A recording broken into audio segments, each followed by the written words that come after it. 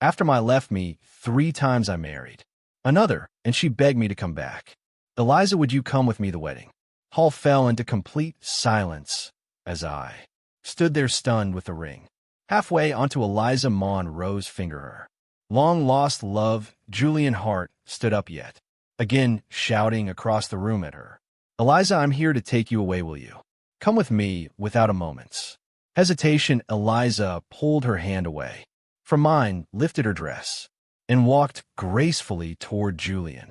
Tears glistened in her eyes, filled with an emotion I hadn't seen before, as if Julian were the one she was meant to marry today, and there I stood, the actual groom, under the glaring spotlight, reduced to nothing more than a clown in a suit with conviction. Eliza extended her hand to Julian, her voice ringing loud and clear for everyone to hear.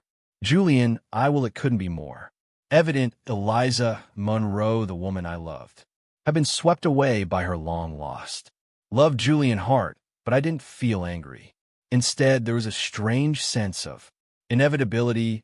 After all, this was the 3rd time in a month that my wedding had been interrupted by Julian. I let the ring fall from my hand, its imprint digging sharply into my palm. No one moved to stop them, not even Douglas and Vivian Monroe, who sat unmoving at the head table. I just stood there watching their little drama unfold. The first time Julian crashed our wedding, I was furious. I shouted at him with every ounce of rage I had. This was supposed to be Leah's in my day. I had planned it meticulously, and I couldn't let him ruin it. Readied, I rushed to tackle Julian, intent on stopping him from stealing the woman who'd promised to be my wife, but our relatives blocked my path. Julian, standing protectively beside Eliza, smirked and said, see, he flies off the handle at the smallest thing. He's bound to hurt you one day. Be glad I'm testing this for you. Otherwise, think of how much you'd suffer in the future. In that moment, the crowd turned against me. Their whispers painted me not as the groom, but as the villain. The voices surrounding me scolded me, saying it was just a test, and I had overreacted. It ended with me handing out a few hefty checks and Eliza reluctantly agreeing to marry me again. The second time, I didn't shout. I didn't lose my temper. I fell to my knees, holding Eliza's dress, pleading with her not to leave. I loved her, and I recounted every single reason why. Julian pointed at me, disdainful, pathetic. You think you can manipulate Eliza with this show of weakness? You're just a coward. What do you bring to the table besides clinging to her? Once again, I was judged and condemned. Everyone there was one of Eliza's friends or relatives. I had no family, no one to stand by me. The verbal onslaught came from every side, and Eliza simply nestled into Julian's embrace, a sweet smile on her lips. Anger wasn't enough. Begging wasn't enough. Everything I did was wrong, so I chose to do nothing. I stood in silence, watching Julian's voice cut through the room once more. See, Blake Carrington doesn't even care enough to fight for you. How could you marry a man like that? He's failed all 3 tests. He's not worth marrying. Anger failed, pleading failed, indifference failed. What do you want me to do? Eliza's eyes flicked back to me, and she threw the bouquet at my chest. Blake, what are you doing just standing there? I'm being taken from you. You don't care at all, do you? You never loved me. Her expression was a mixture of rage and frustration, but I merely brushed off the flowers, clinging to my suit, straightened my tie, and walked toward the MC, taking the microphone from him. Yao, this wedding is over when I finish speaking. The entire wedding venue fell.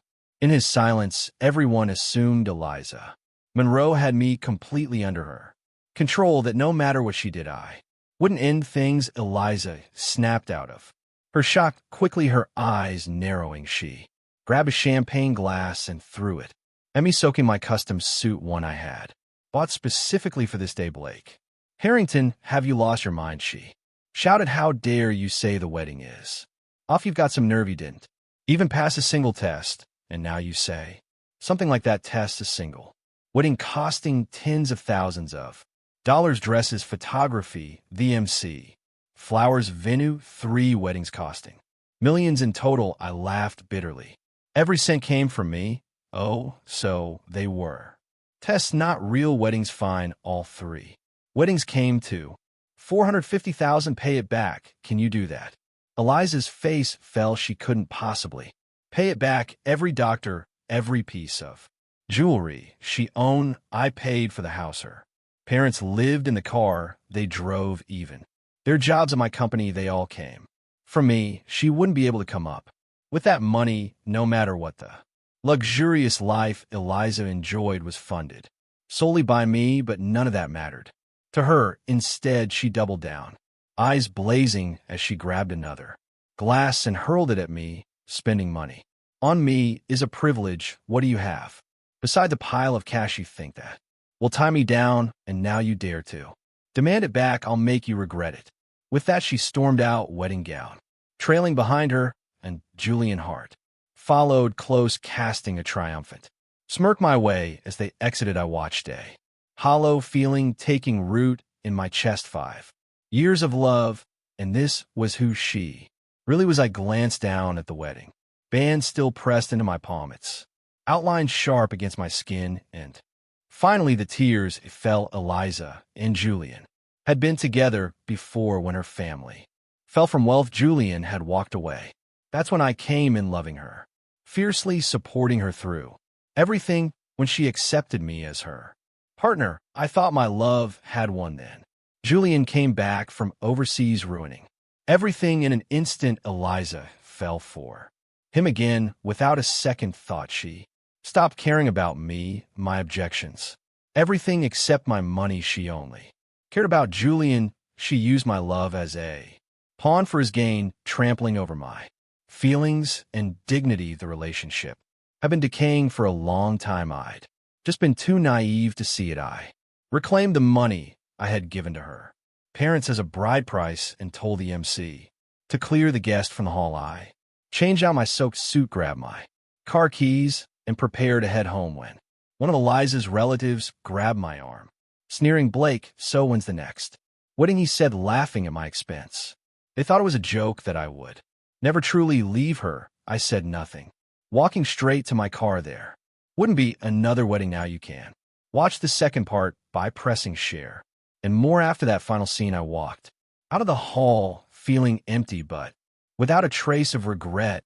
With each step I took, the image of Eliza and Julian leaving together gnawed at me, making me relive every moment I'd invested in that relationship. I had given everything to see her happy, to build a stable future by her side, and she threw it all away without blinking. The worst part, one was surrounded by people who not only watched but supported every humiliation she put me through. That's when I realized I had been nothing more than an investment to her convenient sponsor, who financed her vanity and the comfort of her entire family. When I got home, I sat on the couch with my phone in hand. False apologies began to flood in from her family. "Blake, I know everything seems confusing right now, but Eliza still loves you. Give her another chance. She's just confused." Confused? Was she confused? While she exchanged vows with Julian in the middle of our wedding ceremony, I laughed at myself, a bitter and cold laugh, as I blocked each of their numbers. I didn't want contact with anyone who saw me as a fool. The first step was to sever any financial ties. The next morning, I went straight to the bank and transferred all joint accounts to my name. I called my accountant and had her credit cards. Connell, no warnings, no explanations. Not another cent would go to Eliza or her parasitic family. I also terminated the lease on her parents' house, and the car they drove was returned to the dealership. They were so used to luxury that they never thought to work or save, always assuming I would cover everything within days. Desperate messages from Eliza started to come through. First, there were the apologies, filled with empty words and promises I knew to be false. Then came the veiled threats. "You can't leave us out on the street like this, Blake, not after everything I did for you." I simply ignored them. Then she tried to manipulate me, claiming it was my fault for not being strong enough to pass the test, that all of this was her way of ensuring our marriage would be solid. What kind of woman puts a man through this kind of humiliation 3 times? Mocking him in front of everyone just to test his love. Her relatives also began to pressure me, showing up at my office, yelling in the parking lot, demanding that I reconsider and get back together.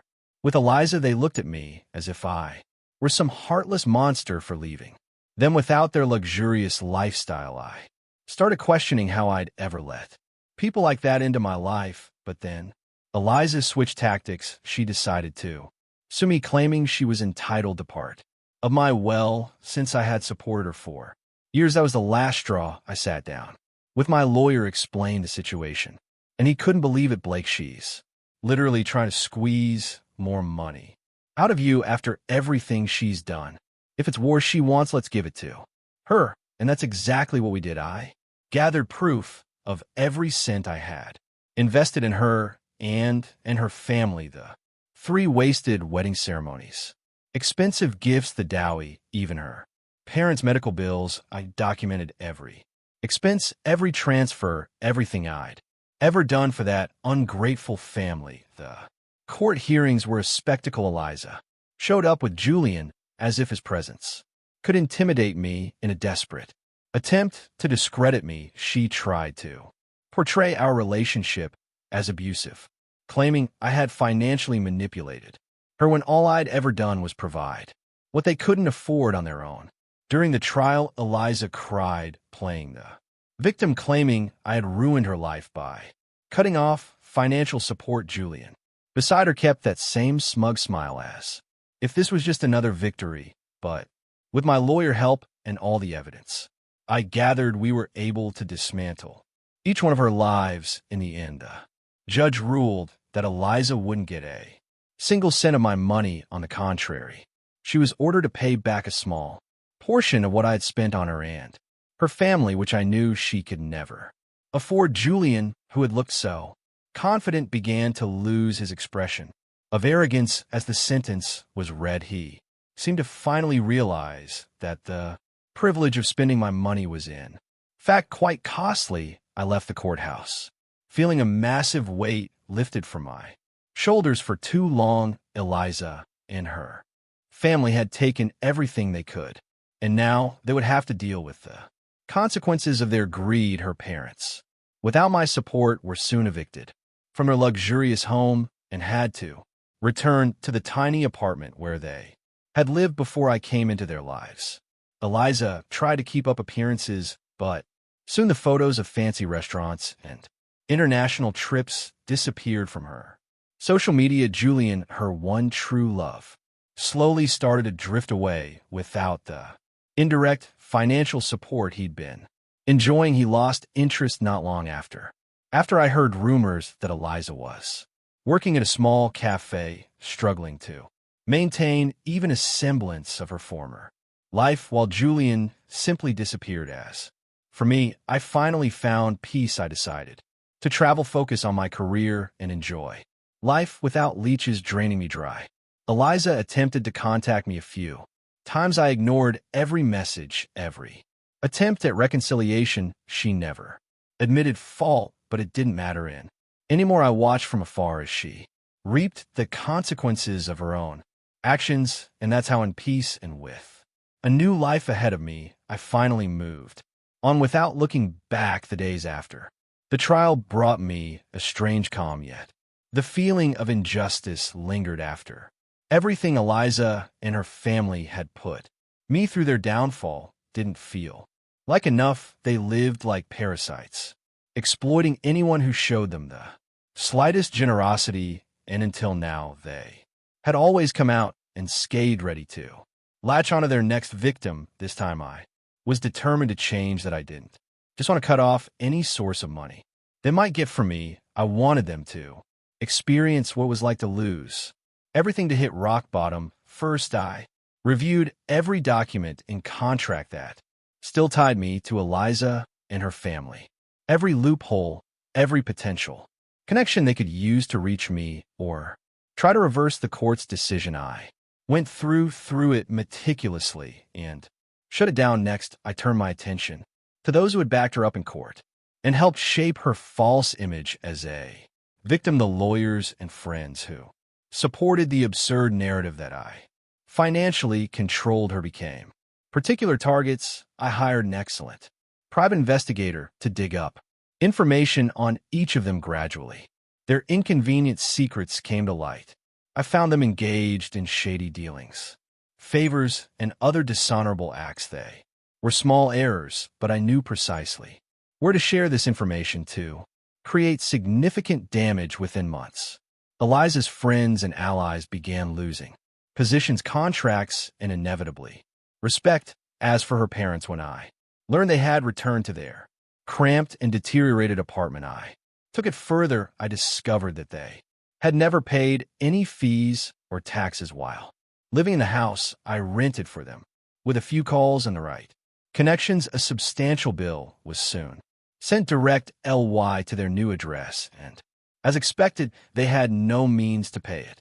The result, within weeks, they were threatened with eviction without wealthy friends to turn to or supportive relatives willing to help. They were on their own. They finally felt the weight of a reality they'd ignored while comfortably living off me. But for Eliza, I wanted something deeper. I knew her pride still kept her from facing what she'd truly lost. She'd always been obsessed with public image. With that is my position and money provided, so I went after everything that could ruin her reputation. First, I ensured that her debts to me were registered and publicly exposed. Without knowing it, she ended up on a blacklist within our city's social circles. Invitations to important events stopped arriving, which for someone like Eliza was unbearable, and with discreet help from influential friends I made sure her financial troubles were well known among those she used to associate with. She quickly went from glamorous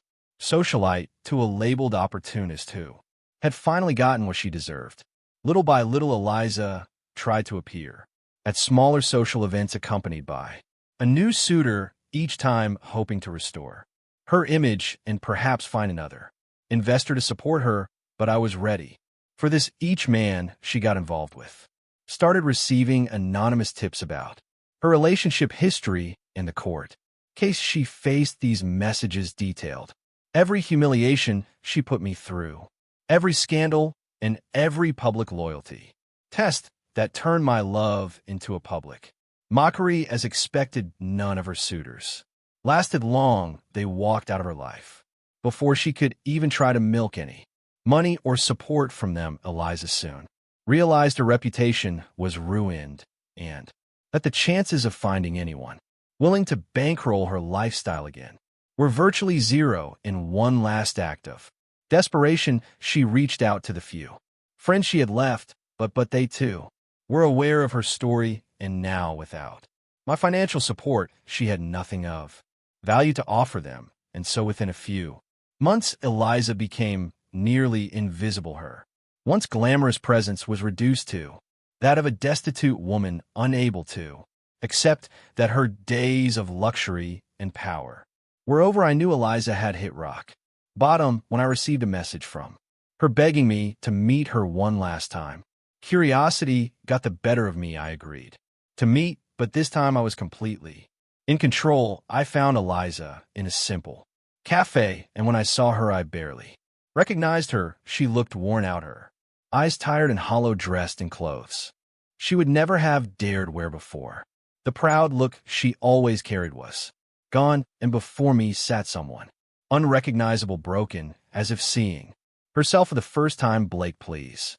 She started, her voice trembling. I know I made mistakes, that I was proud and maybe even unfair, but we had something real, didn't we? I chuckled softly. The irony of hearing those words from her was almost too much to bear. Something real? I asked, with a calm that unsettled her. You threw away anything real the moment you put me through your test, Eliza. To you, I was just a way to maintain the life you wanted, nothing more. She lowered her gaze. The mask she had maintained, pain finally crumbling. I didn't know what I was doing. I was confused. Julian, she stopped. The mention of his name seeming to hurt her. I made mistakes, but I'm willing to change, Blake. I just need a chance. We can rebuild everything, go back to how we where I smiled one last time I spent. Years believing you were my partner, that we were building something together, but you used every moment, every drop of love.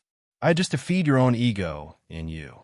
Know what's funny, Eliza? I really did love you, and because of that, I forgive you. She lifted her eyes, a flicker of hope lighting up in them, but I wasn't finished. But forgiving you doesn't mean I'm taking you back. It only means I can move forward without the shadow of what you did to me. I stood up, leaving her there without looking back. From that moment on, my life took a new direction. I left the P behind and used every lesson I had learned to build something real and solid for myself. At peace, I walked toward the future, knowing that the sweetest revenge wasn't watching her suffer, but knowing she could no longer ruin anyone else's life the way she tried to ruin mine.